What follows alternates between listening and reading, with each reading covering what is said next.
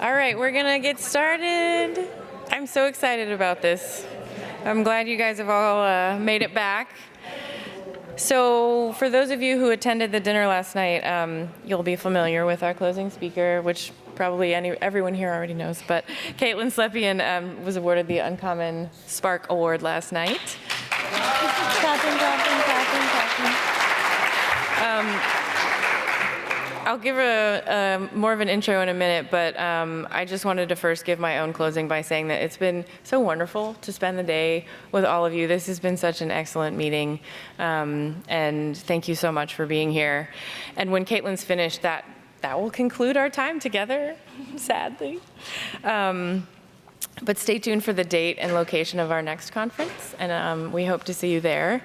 And if you chose to join the optional dinner this evening, that's at Cambridge Brewing Company, which is like a 7 or so minute walk. That starts at 6, so we'll see you guys there who are going to be there. So Kaitlin was diagnosed with cervical chordoma in 2016 when she was 17 years old, and she's gonna share more about her journey. But I just wanted to say from my side of things, and I think everybody at the foundation, it is such a joy to know Kaitlin. I first met her in 2018 at this conference, our last one here, and her kindness, optimism, hope, and bright spirit just, left such an impression on me, as I'm sure it will for all of you. So, all you, Kaitlin. Is this how I change the slides? Yep. That advances, that goes back, and that's a pointer if you want it. Thank you so much. Okay, hi everyone. Thank you so much for the warm welcome. Get this mic situated. Hi everyone. As Shannon said, my name is Kaitlin Slepian, and it is truly such an honor to have the opportunity to speak to you all today. This is now the third conference that I have been able to attend, and as I have each time before today, I'm just so overcome with such a strong sense of community and hope for the future. I put together some pictures that I'll kind of be showing of me going through my chordoma journey. And that journey began back in 2016 during my senior year of high school. At the time, I was planning for the future, applying to college, and anticipating the many events that the school year would hold. I was so excited for this one last perfect year before I started a brand new chapter of my life. But a few weeks before winter break, my world as I knew it came crashing down around me. What myself and my family had hoped was a benign tumor on my cervical spine was cancer. I remember hearing my parents say the words, but not being able to believe them. There was no way that I could have cancer. I was only 17. I had my entire life ahead of me. I was filled with fear, shock, sadness, anger, confusion, frustration. But after the news settled, I was determined to put every ounce of energy I had into surviving. When I officially received a diagnosis of poorly differentiated chordoma, my already uncertain future became even more clouded. My treatment plan changed over and over again as we consulted specialists from all over the country. Ultimately, given the aggressive nature of poorly differentiated chordoma, I would follow up my major spinal surgeries with chemotherapy and radiation. A million questions and fears ran through my head. How was I going to graduate? How would I look without my hair? Would I be able to have kids one day? What about college? How am I going to get through this? In the months that followed, I was challenged mentally and physically in ways that I never could have imagined. I felt like I was trapped in a never-ending cycle of treatments while life and time passed me by. But positivity had always been a strength of mine, so I used it to push myself through each day. I believed with every ounce of my being that I was going to be okay. I had the most incredible family. You can see up here a picture of me and my wonderful and amazing parents. Had the most incredible family and support system that stood by me to celebrate the small victories and sat with me in my pain and fear when I was at my lowest. Everything that cancer told me that I couldn't do, I decided that I was going to do it anyway. I went to school in between treatments, I went to prom, I graduated, I went to Europe with my senior class, and I started my freshman year of college just 3 weeks after my last and final round of chemotherapy. On October 6, 2017, my dad called me and got to share with me the incredible news that my recent MRI had shown no evidence of disease. It is impossible to describe what hearing those words felt like after all I had faced that past year, and this is a picture I had taken of myself right after I jumped off the phone with my dad, and I feel like you can see it all in my face, just how much joy and relief that I felt in that moment. 5 months later, in March of 2018, I was here at this exact hotel, attending my very first Chordoma conference. While I'd met so many other incredible teens during my treatment that brought me so much support and comfort, it was challenging that there was a layer to my experience that they couldn't relate to, that the type of cancer I had was so incredibly rare. This conference was the very first time that I had ever met another person with chordoma. At that time in my life, I was still grappling with the diagnosis and treatment I had received, and I was at the beginning of a very long road to recovery within my survivorship. But to meet other individuals who had received that same diagnosis and survived so many years beyond was so incredibly comforting. So many of the same fears and challenges that I had faced were put into words by those around me. And to hear directly from professionals and experts who were working day after day to find the best treatments filled me with hope. My attendance at the conference in 2018 was just the beginning of my involvement with the foundation. I was more than eager to share my story on a few occasions to help support the cause and spread awareness. Back in 2021, Sarah had reached out to me and my parents about speaking to the Chordoma Foundation Board of Directors and staff about our experiences and needs that we thought the foundation may be able to help meet in our community. And as if this event isn't enough proof, that is just one of the things that I think makes the Chordoma Foundation so special. Every single member of their team is dedicated to listening to those of us who have been impacted by chordoma and learning from us about what supports are needed. The uniqueness of the adolescent and young adult cancer experience was at the center of my focus and passion. We definitely fall into the minority within the chordoma community, but also within the greater cancer community. It was isolating at times to try and fit myself into either pediatric or adult when I felt that my experiences didn't really align with either. Yet these were often the only two categories to choose from when it came to resources for support. In that meeting with the foundation, I spoke about my experiences and I talked about the need for more resources aimed at the adolescent young adult community.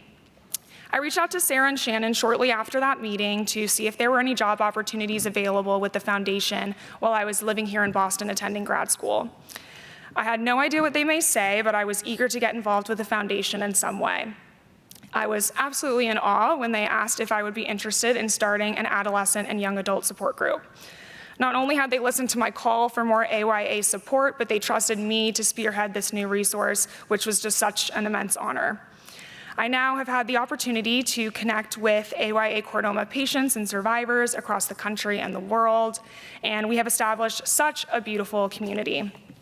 Our conversations during group are filled with nods of understanding, words of encouragement. We jump from talking about scanxiety to problems with work or school, to random symptoms we're experiencing, to mental health, to laughing about cancer memes that we relate to. Truly, nothing is ever off limits. But it has been the greatest joy to be involved with facilitating this group, and I will just forever treasure these amazing relationships that I've established. And I know that none of it would have been possible without the Chordoma Foundation. In addition to running the support group, I took on some small administrative tasks and I joined the Community Advisory Board, which really allowed me to see the inner workings of the foundation and their efforts firsthand. While helping to get our new website up and running, which, if you haven't seen it already, you should definitely check it out, I combed through countless blog posts highlighting new discoveries, advancing treatments, and beautiful personal stories. It was so inspiring to see how much progress has been made since the beginning and to read about those who helped make it all possible.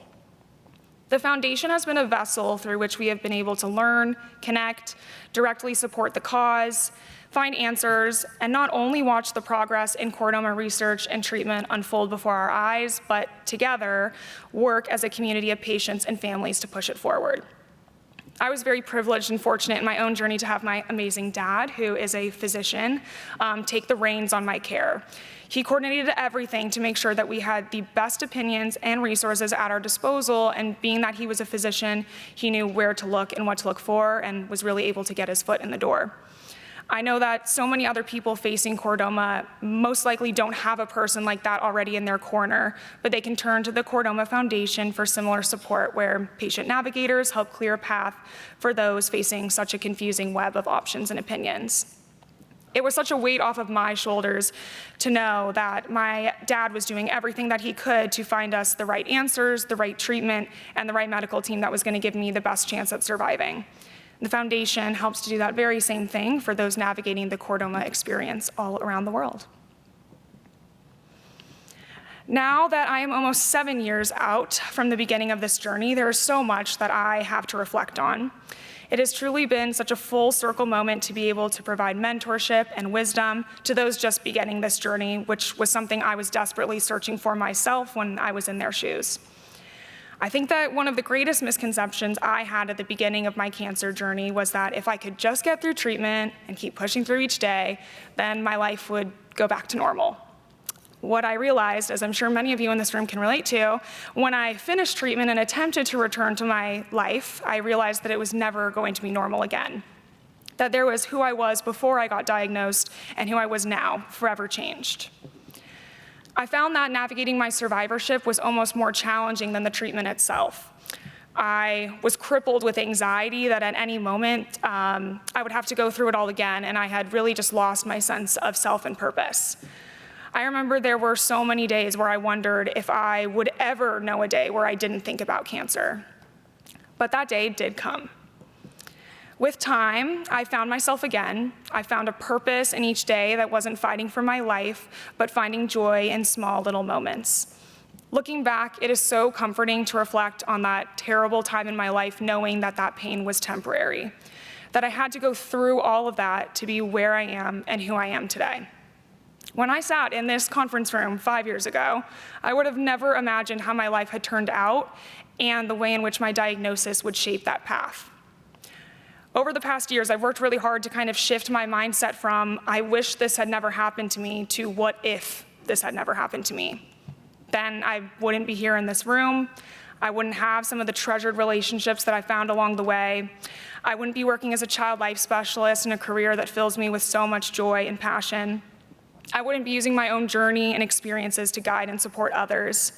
I wouldn't have the perspective on life that I do in waking up every single day with gratitude to just be alive. Whether you're a patient, survivor, caregiver, spouse, friend, we've all been forever impacted by chordoma. And in turn, our journeys have impacted those around us in ways that we aren't even aware of. If I've learned anything from this experience, it is that the only thing that we have full control over is how we think about and respond to things that happen in life.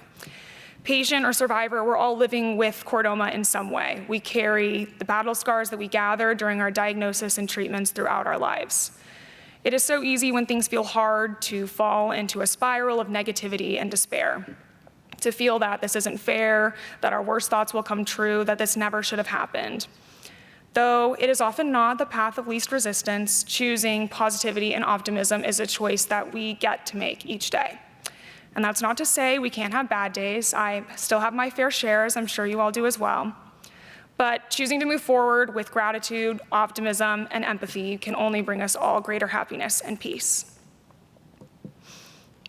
While this conference is coming to an end, it's not truly an end, but rather a beginning. Today has signified the beginning of new friendships, new connections, new knowledge, and new hope. It is a reminder that while we are a very small group, there is so much passion and heart amongst us. We are all united in our mission to make the lives of those impacted by chordoma better, not just for those of us in this room and those of us currently fighting this disease, but also for those who will face it in the future. Being a part of this community is 1 in a million, but it is amazing to see the incredible family that we have built that continues to grow as the reach of the foundation extends further and further. Being a part of this family means encountering pain and loss, but there is also so much strength, resilience, and connection. Together, we have truly made a difference, and by staying connected to each other and continuing to support the foundation's efforts, that progress can only grow. Thank you all so much for being here today. I am already looking forward to the next time we will be together again. Thank you, guys.